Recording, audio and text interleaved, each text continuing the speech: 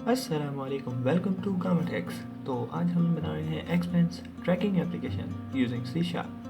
तो हम इसमें यूज़ करेंगे विंडोज़ फॉर्म और विंडोज़ कम्युनिकेशन सर्विसेज। तो जैसे कि आप मेरी स्क्रीन पे देख रहे हैं, ये एक फॉर्म 1 है। तो इसमें एक सिंपल एक बटन है।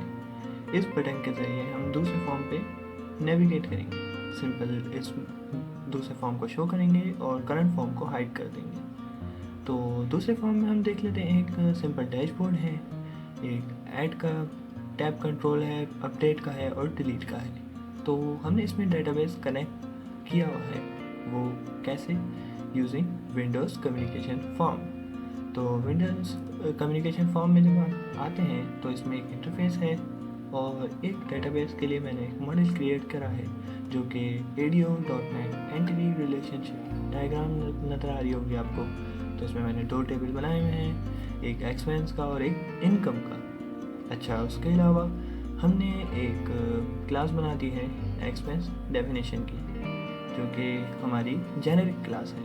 सही। तो इसमें हमने कुछ मेथड्स बनाए हुए हैं इंटरफेस के अंदर। इंटरफेस में आप देख सकते हैं add income, add expense, update income और अपडेट एक्सपेंस, जैसे कि डिलीट इनकम और delete expense, get income, get expense और गेट इनकम बाय आईडी और गेट एक्सपेंस बाय आईडी। ये सारे मेथड्स हमने डिक्लेयर कर दिए। तो हम आते हैं सर्विस के अंदर। अपनी सर्विस में हमने इसको कॉल कर लिया है अपने इंटरफेस को।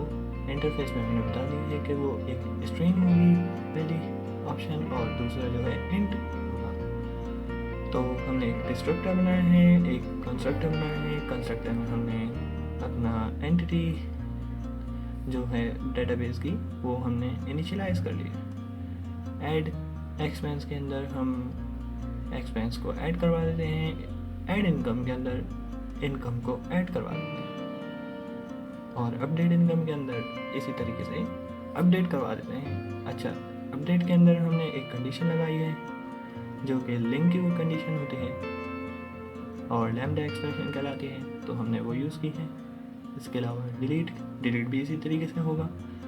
डिलीट के अंदर भी हमने वही काम किया है कि delete from with the help of ID, और एक कंडीशन लगा के हमने इसको link Q with lambda expression हमने डिलीट करवा दिया, इनकम को या फिर एक्सपेंस को। इसी तरीके से हम गेट कर रहे हैं, सिंगल एक्सपेंस चाहिए तो सिंगल एक्सपेंस ले लेते हैं और इसी तरीके से सिंगल इनकम। तो ये थी हमारी सर्विस।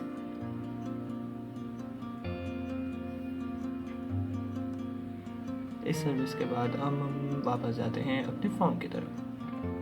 मैंने कोशिश की है ज़्यादा से ज़्यादा कि इसमें मल्टीपल जो हमारे सी शार्प के कॉन्सेप्ट हैं वो क्लियर हों। और अच्छा चलें, अब आते हैं इस फॉर्म के अंदर। अपने फॉर्म में हमने इन मेथड का एक एक्सटेंशन मेथड बनाया हुआ है। इसी तरीके से फॉर्म 2 की जब CS फाइल खोलते हैं तो इसके अंदर हमने अपनी सर्विस को कॉल किया हुआ है। कॉल करने के बाद हमने इनिशियलाइज कंपोनेंट हो रहे हैं तो उसके साथ एक रिफ्रेश का मेथड कॉल किया। रिफ्रेश के मेथड में हमने इनिशियलाइजिंग की है, हमने एक्सपेंस गेट कर लिया है, इसके अलावा बैलेंस गेट कर लिया है, बैलेंस को कैलकुलेट कर लिया है। इसके साथ हमने एक डेलीगेट भी बनाया। डेलीगेट के अंदर हमने एक मैसेज बॉक्स शुरू करा, तो जो कि हर जब भी हम कॉल करेंगे रिफ्रेश का मेथड तो उसके अंदर एक मैसेज इनपुट लेगा और एक मैसेज बॉक्स शो करवा देगा। इसी तरीके से हमने मल्टीपल मेथड बनाए हुए हैं जो कि अपना काम अंजाम दे रहे हैं, जैसे कि अपडेट होगा, डिलीट होगा और जैसे कि एप्लीकेशन को एग्जिट करने के लिए। तो अब हम रन कर लेते हैं इस प्रोजेक्ट को। जब तक ये रन होता है हम आते हैं 2 सेकंड के बाद।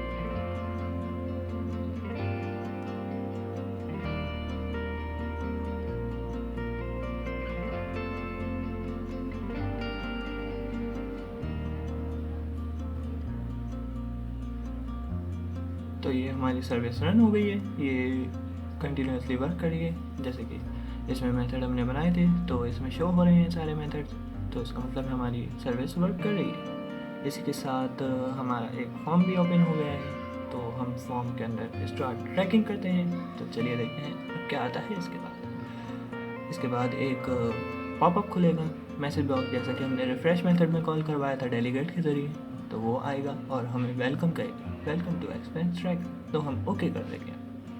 जैसे ही हम ओके करते हैं तो एक डैशबोर्ड आ जाता है हमारे, जिसमें हमें बैलेंस शो हो रहा है, इनकम शो हो रही है, एक्सपेंस शो हो रहा है और 2 टेबल शो हो रहे हैं, इनकम ट्रांजेक्शन्स और एक्सपेंस ट्रांजेक्शन्स, जो कि हमारा डाटा है।